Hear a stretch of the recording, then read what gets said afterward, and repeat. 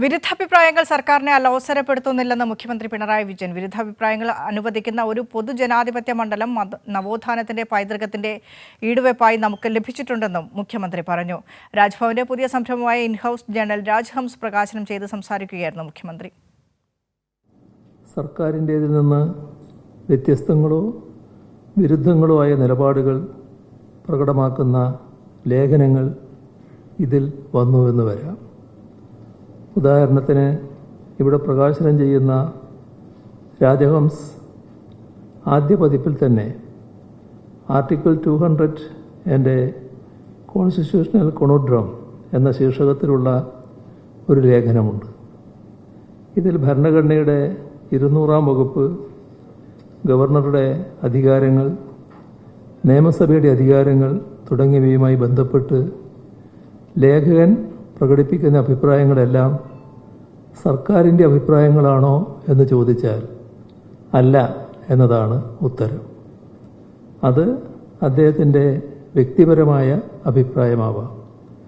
അത് വരുന്നത് രാജ്ഭവൻ്റെ ഔദ്യോഗിക ജേണലിലാണ് എന്നതുകൊണ്ട് ആ അഭിപ്രായങ്ങളെല്ലാം സർക്കാർ അതുപോലെ പങ്കിടുന്നു എന്ന് ആരും കരുതേണ്ടതില്ല.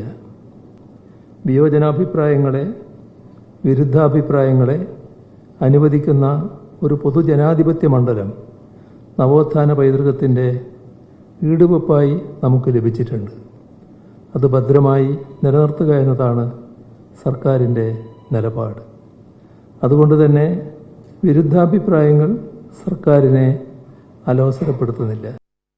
മാനസ മനോജ് കൂടി ചേരുന്നുണ്ട് വിശദാംശങ്ങളുമായി. മാനസ, മുഖ്യമന്ത്രി ഇപ്പോൾ പറഞ്ഞ ഈ വാക്കുകളും ആ ചടങ്ങിൽ നിന്ന് ഗവർണർ മനഃപൂർവ്വം RSSന്റെ ഭാരതാംബയെ ഒഴിവാക്കിയതും അതൊന്നും വെറുതെയല്ല. നിരന്തരം ഇടതുപക്ഷം പറഞ്ഞുകൊണ്ടിരിക്കുന്നുണ്ട്. ഭരണഘടനയെക്കുറിച്ച് ഓർമ്മിപ്പിച്ചുകൊണ്ടിരിക്കുന്നതിന്റെ ഫലം കൂടിയാണിത്. തീർച്ചയായും എനിക്ക് സൂചിപ്പിച്ചതുപോലെ തന്നെ വിമർശനങ്ങൾക്ക് പിന്നാലെ RSS ഭാരതാംബ ചിത്രം പൂർണ്ണമായും ഒഴിവാക്കി തന്നെയായിരുന്നു രാജ്ഭവനിൽ ഗവർണർ ഈ ചടങ്ങ് സംഘടിപ്പിച്ചത് എന്നുള്ളതാണ്. അതോടൊപ്പം തന്നെ ഈ ചടങ്ങിൽ ഗവർണറുടെയും രാജ്ഭവന്റെയും വിശേഷങ്ങളും പരിപാടികളും അടങ്ങുന്ന രാജ്ഭവന്റെ തന്നെ ഔദ്യോഗിക ത്രൈമാസികയായ ഈ രാജഹംസം എന്ന മാസികയുടെ പ്രകാശനമാണ് മുഖ്യമന്ത്രി നിർവഹിച്ചത്. മുഖ്യമന്ത്രി പിണറായി വിജയൻ ശശി തരൂർ എംപിക്ക് നൽകിയാണ് മാസികയുടെ പ്രകാശനം നിർവഹിച്ചത്. മുഖ്യമന്ത്രി സൂചിപ്പിച്ചത് ഈ മാസികയിൽ സർക്കാരിന്റേതിൽ നിന്നും വ്യത്യസ്തവും വിരുദ്ധവുമായ നിലപാടുകൾ ലേഖനത്തിൽ ഉണ്ടാകാം. വിരുദ്ധ അഭിപ്രായങ്ങൾ സർക്കാരിനെ ഒരു കാലത്തും അലോസരപ്പെടുത്തില്ലെന്നും മുഖ്യമന്ത്രി പറഞ്ഞിട്ടുണ്ട്. കാരണം സംവാദാത്മകമായ സമൂഹമാണ് നമ്മുടേത്. അതുകൊണ്ട് തന്നെ സർക്കാരിന്റെ രീതിയിൽ നിന്നും വ്യത്യസ്തങ്ങളായും വിരുദ്ധങ്ങളുമായ അഭിപ്രായങ്ങളും പ്രകടമാകുന്ന രീതിയിലുള്ള ലേഖനങ്ങളൊക്കെയും തന്നെ ഈ മാസികയിൽ ഉണ്ടാകാനുള്ള സാധ്യതയുണ്ട്.